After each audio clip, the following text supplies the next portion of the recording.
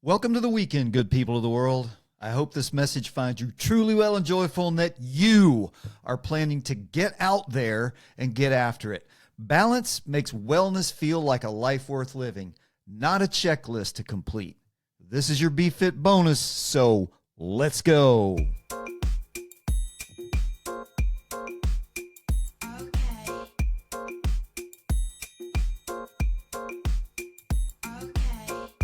What is good in your hood, balanceFIT family? This is bFIT bonus, the 7 wood in balanceFIT Radio's golf bag. Hopefully you'll leave here with some useful stuff you can carry into the weekend. I'm Scott Schroeder, certified personal trainer, certified nutrition coach with performance enhancement specialty and corrective exercise specialty. Now let's get into it, shall we? There's a fundamental glory and intrinsic joy in the awakening of springtime. Through its leafy lesson, it teaches us that rebirth and reawakening are not only possible, but foundational for all living things. Here at balanceFIT Radio, we talk about strength, exercise, nutrition, physical training for various types of activities, and everything related to my job as a coach, trainer, and nutrition specialist. But as I always say, true wellness is about more than just the body. It's about the balanced health of the body, mind, and spirit. You can lift a lot of weight and run 1,000,000 miles, but without working on the well-rounded fortification of the mind and spirit, your existence becomes very wobbly indeed. So in that spirit, and with your indulgence, I want to spend some time today walking down a path that you probably won't hear much about in the modern fitness media landscape. It is April 9th, 2026, and this week will contain the second weekend of April. For 4 days, people of all walks of life from around the world will focus their attention on a beautiful patch of earth in the hills, pines, and azaleas, a stone's throw from the Savannah River on the border of Georgia and South Carolina. In other words, it's Masters Week. For a standard American boy growing up in the South, this has always been my favorite week of the year for a number of cultural reasons. Baseball season has begun, spring football is underway at university campuses across the land, and of course, the renewal of the greatest golf tournament in the world and the most brilliantly executed patron event in the universe of sport and culture. Let's talk about golf for a minute, that game that so many out there mock and scorn.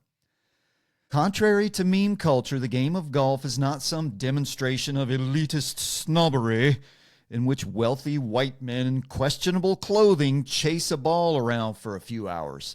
If you have been conditioned to think that, then clearly you have never stopped by your local municipal links to witness the absolute melting pot of humanity from every segment of the social spectrum spending a few hours together outside on a Saturday morning.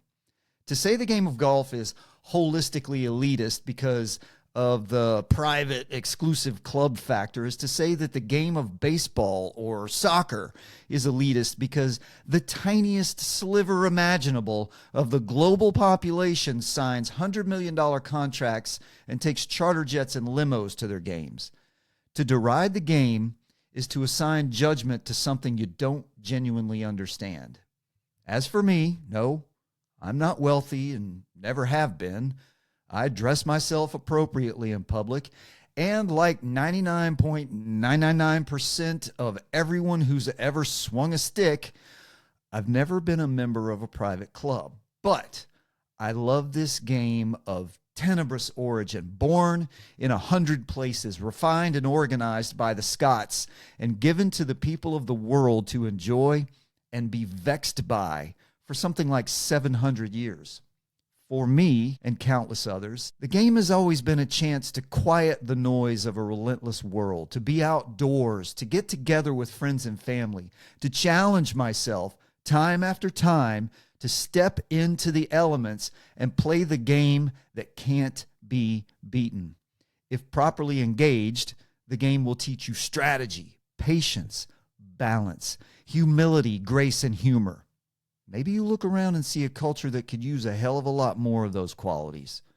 Furthermore, if you play the game properly, you'll forsake the golf cart and walk the 4 or 5 mile loop with that 20-pound golf bag that you'll lift 70 or 80 or 100 times on and off your shoulder. And transcending just the physical, golf has also provided an extraordinarily gratifying and fulfilling workplace for me since my teen years.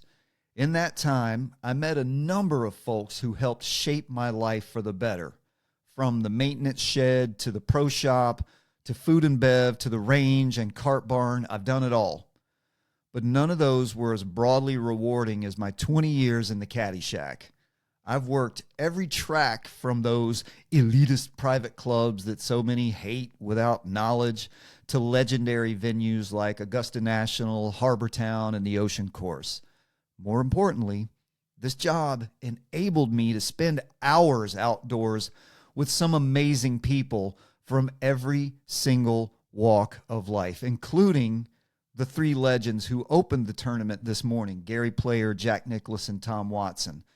Some became friends, some became mentors. All of them became part of the story of me. More importantly, the game will always represent my greatest link to my father and my brothers. Among our many interests and along our diverging paths, it's the one joy we all shared as a common bond. No matter the place and time, the game of golf has always been a uniting force for the 4 of us.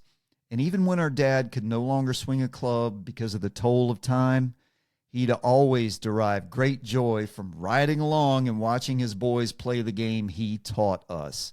That's an incredible bond and a gift from the greatest game ever created. That's not nostalgia. That's spiritual health. That's the kind of connection that actually builds a life. And in my family, nothing represents that bond quite like the Masters. Our dad's favorite player was the legendary Jack Nicklaus. Dad took a photo of me and Jack. If you're watching on YouTube, you can see the picture I'm holding up. If you're listening, you'll have to go look for it. Go check out the YouTube channel. But my dad took that photo of me and Jack when I was a wee lad, and he's been my golf hero ever since as well. That photo is still with me, as you can see, 50 years later, and it's a constant reminder of great things. And as for this special week on the sports calendar, what player says Masters more than the guy with 6 green jackets? Although there's another dude out there with 5 of them, whose name is now forever linked with the hills and pines and azaleas of Augusta National. Now that brings me to another very personal aspect of this week's meaning to me. Jack won his 18th major and 6th green jacket on my 17th birthday, April 13th, 1986. You might have guessed, and you would be correct, that the 4 Schroeder boys were all in the room on that special day, although Justin was 3 and Matt was 3 months old. So anyway, Masters Week has always been birthday week for me, and every now and then my birthday is Masters Sunday. Like on April 13th, 1997, when Tiger kicked in the door and won his first major and Masters by 12 strokes. From the Golden Bear to Tiger, one generation to the next. And so it should still be. There was a time when sports was something more meaningful to kids and families than building a scalable personal brand, social media validation, and the manic dash to catch all the dropping bags. It could be that way again if we take back the lives of our children from monolithic corporate media and social agenda psychopaths. Let the kids be. Let them play, maybe even a game of golf. There's so much to learn about life from the game. Like life itself, the game and the people who play it every day on thousands of courses around the world aren't anything like the parody you're supposed to believe. So put down your phone and get together with a group of friends outdoors, far from the counterfeit noise and fake friction. For that matter, just head down to your closest municipal course by yourself and play with a group of strangers.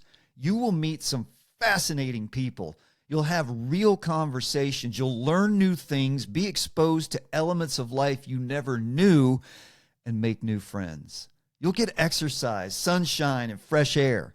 You'll teach your body to move in new ways. You'll unfurl your posture and focus your eyes on a target hundreds of yards away.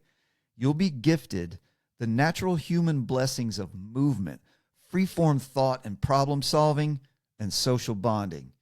You will heal yourself down to your very DNA. You're not just getting away from your phone. You're giving your nervous system a break from constant noise. And most people don't even realize how badly they need that until they feel the freedom of being in the real world. Now, you'll never beat this game, so don't get frustrated, because you will learn so much about yourself and about life.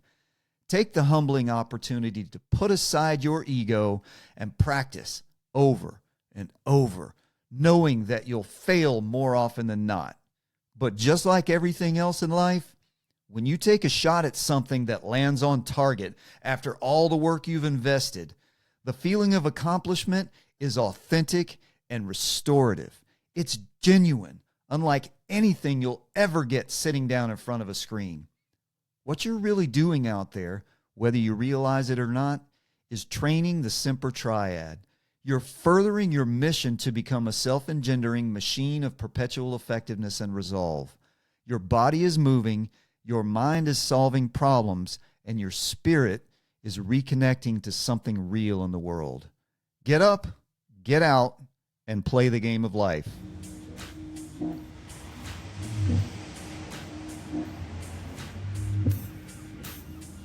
That's it for this bFIT bonus. Take this into the weekend and put it into motion. Be fit, be dangerous, capable, and resolute. And I'll leave you with this thought. Everything means nothing, and nothing means everything. It seems that all the things that make us human, all the mundane and miraculous, have been declared meaningless, while the mindless nonsense and useless nothingness from our digital devices and counterfeit existence has been given preeminence. We are failing the ultimate test. We're collapsing humanity because no one told us not to. Put down your phone, get away from screens, and spend some time actually living your life. Take equal care of your body, mind, and spirit. Peace out, homies, and I'll talk to you all soon.